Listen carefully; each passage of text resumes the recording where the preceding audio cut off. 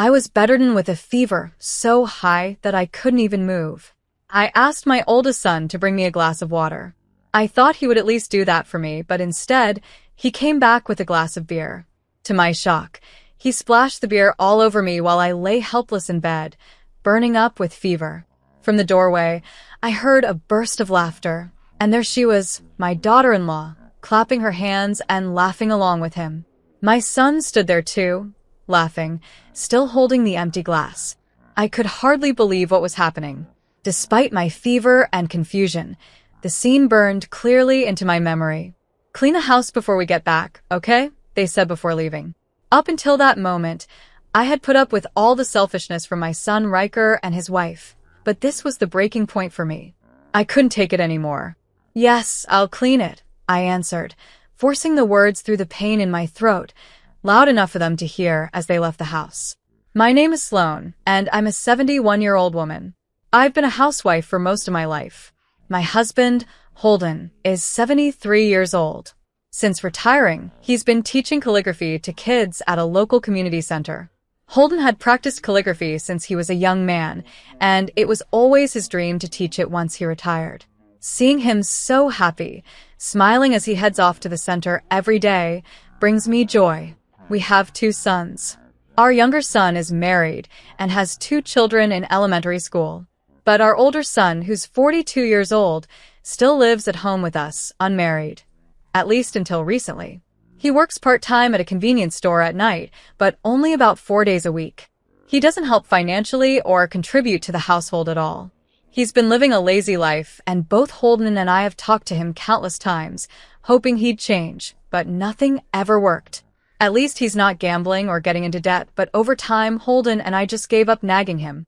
Then, out of nowhere, one day, our oldest son announced that he got married. He brought his wife home without any prior warning. She walked into our home as if it was the most natural thing in the world. From that moment on, I had to cook and clean for her too. At first, I didn't mind making meals for her, but it quickly became clear she wasn't planning to lift a finger to help around the house. She wouldn't even clean up after meals, and she never said thank you. Worse, she'd demand things like coffee after dinner, treating me more like a maid than her mother-in-law. Holden couldn't stand to watch it any longer. He spoke up, scolding our son and his wife for their rude behavior. After that, they stopped asking for outrageous things, at least when Holden was around. But as soon as he was out of sight, my daughter-in-law resumed her demands. "Mother-in-law, please take this dress to the cleaners for me," she'd say. I thought her requests were over the top, and when I finally said something about it, my son took her side. "It's just a small errand you can do while you're out shopping." "Why are you being so stingy?" he said, defending her.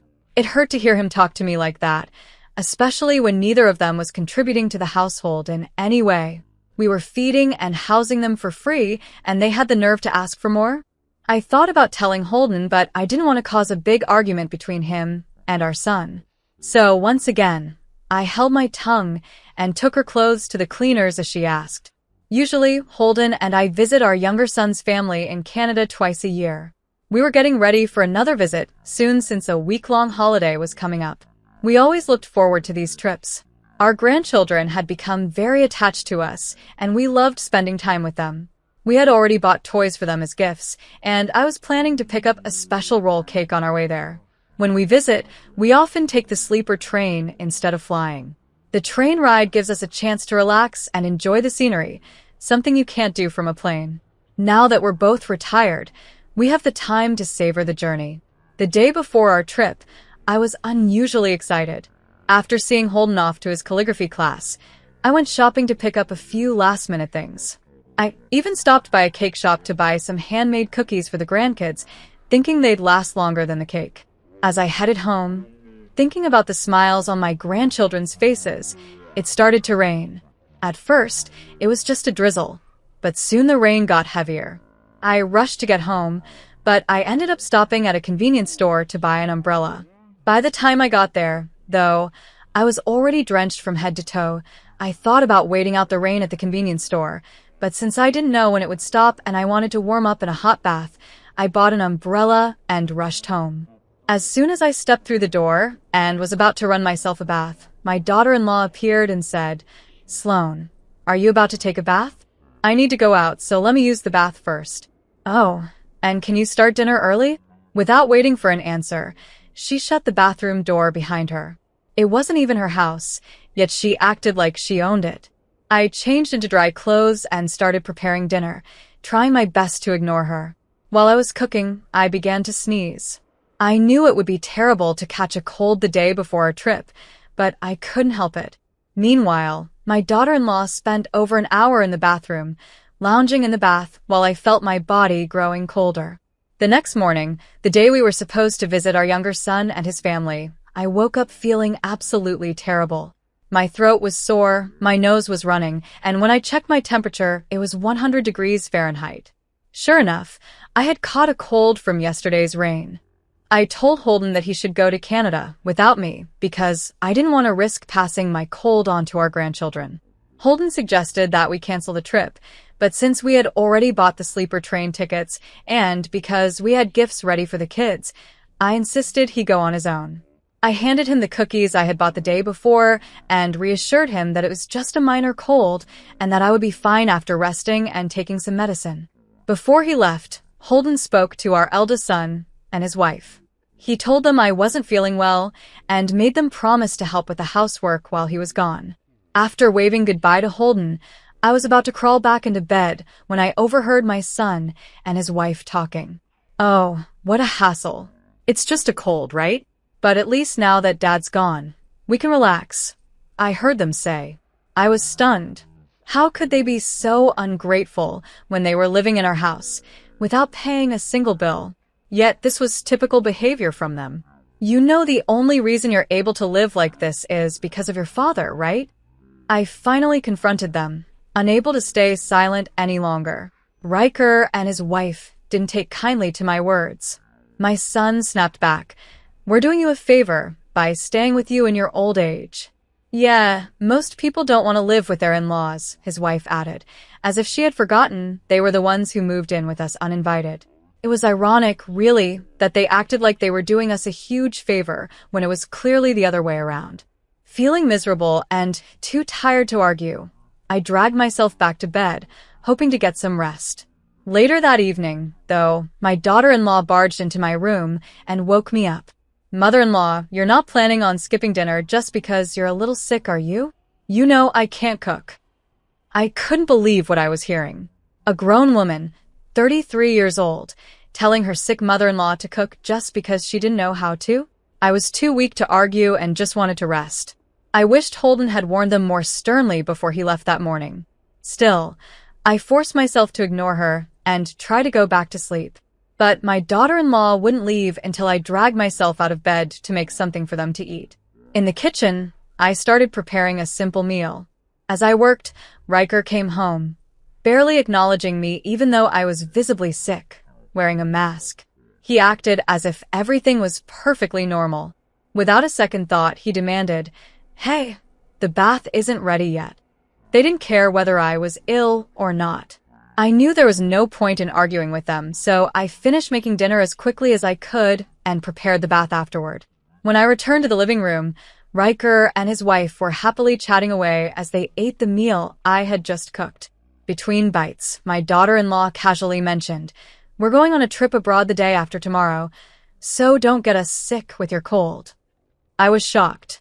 They hadn't said a word about planning a trip, let alone one abroad. Apparently, they were taking 3 weeks off to travel around Europe, and Riker had taken time off from his part-time job for it. While I was surprised, I was also relieved. At least they wouldn't be home for the next 3 weeks. The morning of their departure, my condition had worsened.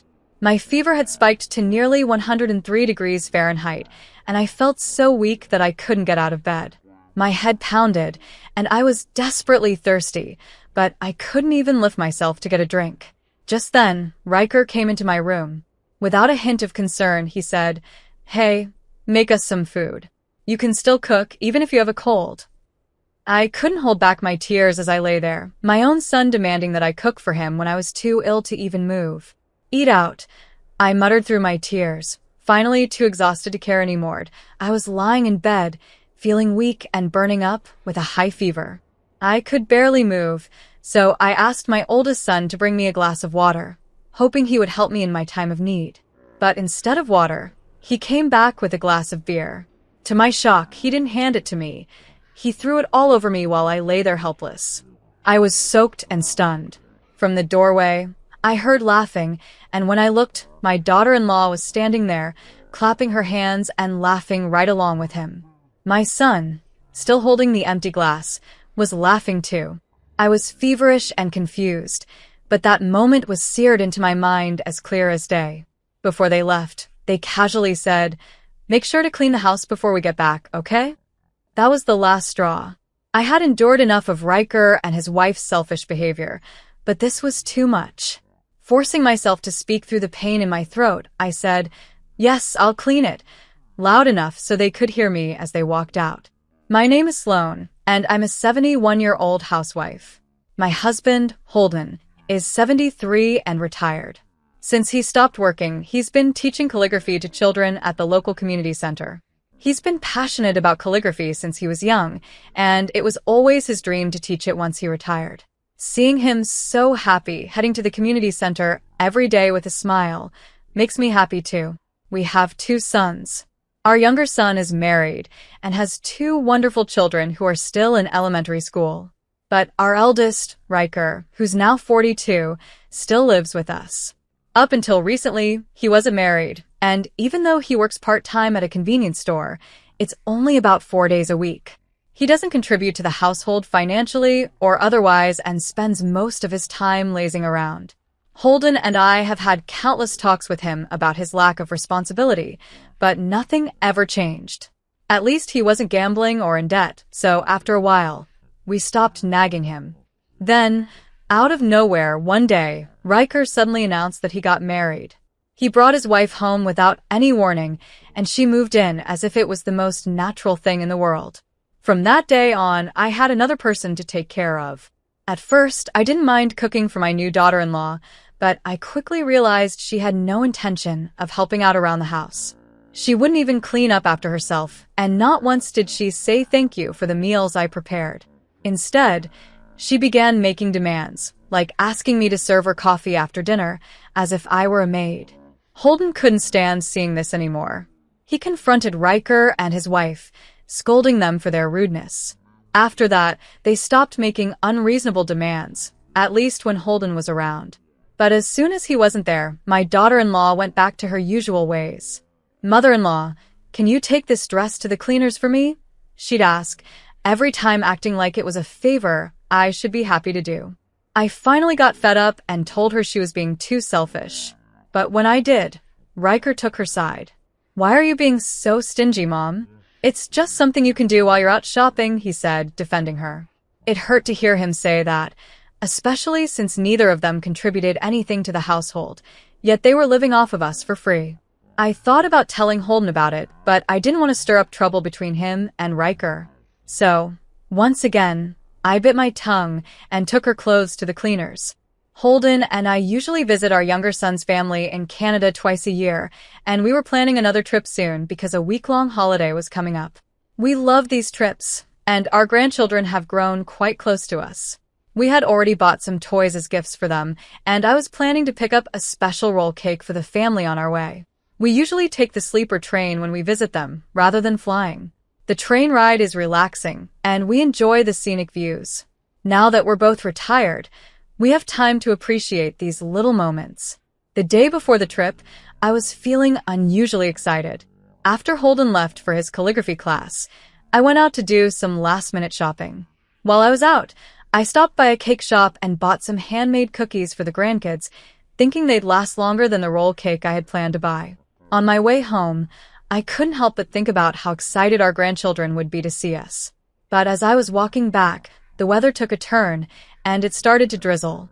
The drizzle quickly turned into heavier rain, and I found myself hurrying to get home. I decided to stop by a nearby convenience store to buy an umbrella. By the time I got there, though, I was already soaked through, my clothes clinging to my skin. I was cold and tired when I finally got home, hoping to warm up with a nice bath. But just as I was about to take one, my daughter-in-law popped up out of nowhere. "Sloan, are you about to take a bath?" I need to go out now, so let me use it first, she said, not waiting for my response before shutting the bathroom door. Then she added, "Oh, and can you start dinner early?" This was my life now, and all I could do was change into dry clothes and start making dinner. The phone rang, and it was from the carpenter, a good friend of Holden's. He's about 58 years old and serves as the site supervisor for our new house. We hurried over to meet him. He gave us a tour of the house, explaining every detail of the layout. We had designed the house to be a single-story, fully accessible home, keeping our future in mind as we aged.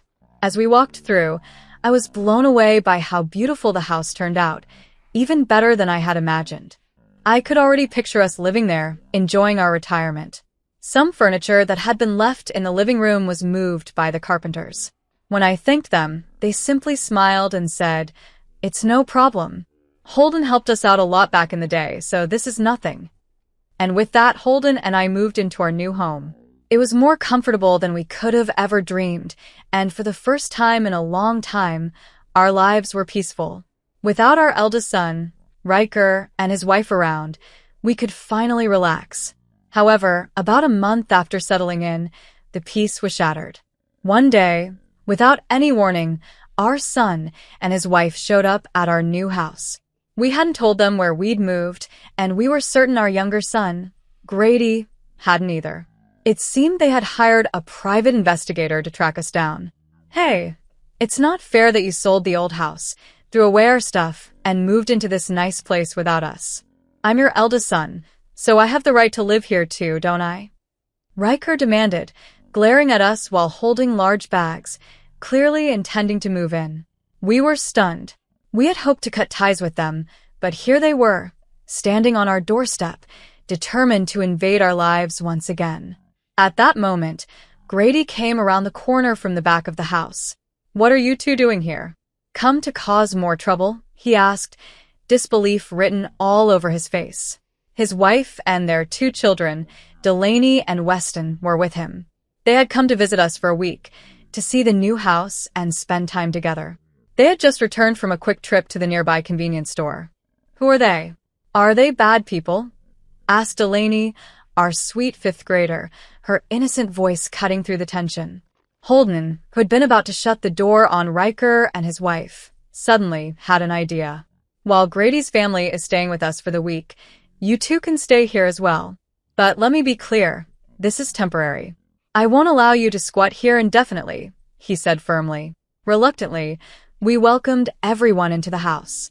But almost immediately, Riker and his wife flopped onto the sofa in the living room, acting as if they belonged there. "Mother-in-law, can I have some coffee?" "I'll take mine black," Riker's wife said nonchalantly, as if it was the most natural thing in the world. Grady's wife was shocked at the audacity of the request. Before she could react, the grandchildren jumped in. "Why can't you make it yourself? You're grown-ups. Even I can pour my own juice," Delaney said, her wide eyes looking from Riker to his wife. Their innocent comments made Riker's wife visibly uncomfortable, and she finally got up to make her own coffee. But the children weren't finished. "Why don't you cook?" "My mom cooks all the time," Weston chimed in. "Why don't you clean up after yourself?" "Dad, and I always clean up our plates when we're done eating," Delaney added. Grady's children were well-behaved and responsible, thanks to the good upbringing they received from their parents. It must have been baffling for them to see 2 grown adults who couldn't even manage simple tasks like making coffee or cleaning up after themselves. At first, Riker and his wife tried to argue back, but the kids' questions never stopped. By the end of the week, they were completely worn out from the constant barrage of why questions. Riker's wife, in particular, seemed upset that the kids kept calling her Auntie. "Don't call me Auntie," she said, clearly annoyed. "But why not? You are our Auntie, aren't you?" "You're too old to be called sister," Delaney replied innocently. The Riker hit her hard, and even Grady and I, overhearing the exchange, couldn't help but chuckle. After Grady and his family left, we finally sent Riker and his wife packing as well. They were so exhausted from the children's endless questioning that they didn't put up much resistance.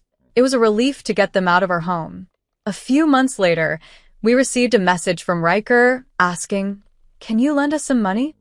We couldn't believe it.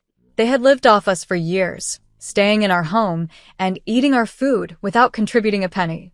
Riker's part-time job at the convenience store had been enough to cover his basic expenses, but now that they were on their own, they were clearly struggling to make ends meet.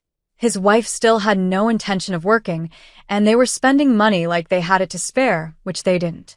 We refused their request, telling them, "We will not lend you money now or in the future." After that, we blocked Riker's number.